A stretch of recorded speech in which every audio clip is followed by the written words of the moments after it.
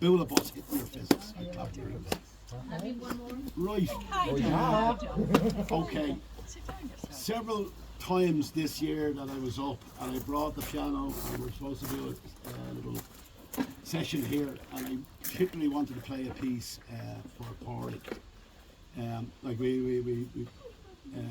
I first met Pádraig and Sally a couple of years ago at the winter solstice. The OPW, who were in charge of Ireland's ancient monuments, they opened up the passage to him in Mount in the Boyne Valley, and Sally and Pádraig were there. And beautiful to go inside, and beautiful Neolithic artwork on the stones inside the passage tomb. But it's a very low, narrow passage to come into the bigger chamber inside. And as I was leaving, Sally was coming in. And next of all, she put her head up, and I saw she was going to hit her head off one of the sharp rocks. So I put my hand out, and her head hit my hand. I said, "Oh, who's doing that to my head?" I said, "I am. I'm trying to save you." So I became great.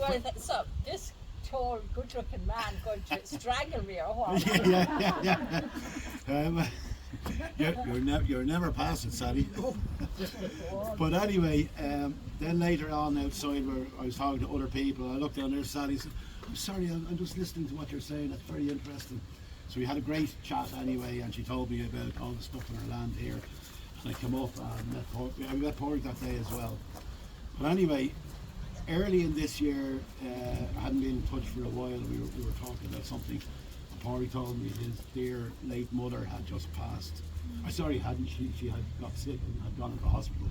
And I said it to him at the time, without lacuna of day, with the help of God, she'll get well and she'll be back home soon. And he said, "I hope so." And then a couple of months passed again before we were in touch. And the next time we were in touch, the person said, "How's your mom?" And he said, "Well, she passed away in February." She passed away. By sheer coincidence, one of Niall's oldest friends works with my wife, Niall, and I met him recently. We were chatting away, and he said it was one of the biggest funerals that Dundalk had seen in years. Such was the esteem and the respect that so many people outside her own family and friends had for her. And she was known locally as Blondie, is that correct? Yeah.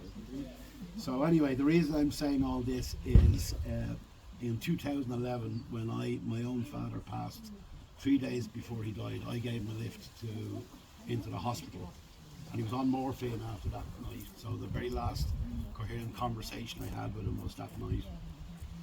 And at one stage during the conversation, he grabbed my hand and looked at me and I didn't get smile in his face.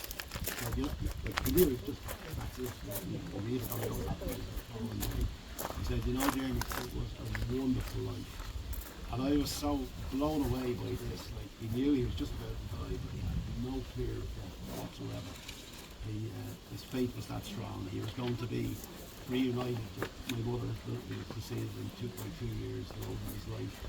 A few days after he died, one of the younger sisters found a love poem he'd written to her just 3 months previously, even though she was gone 2 years before that.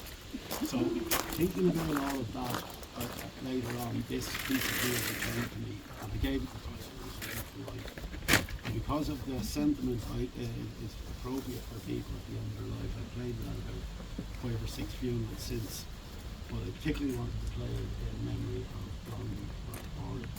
And I had 3 opportunities to do so with the intention, and it never came out. So today's the day.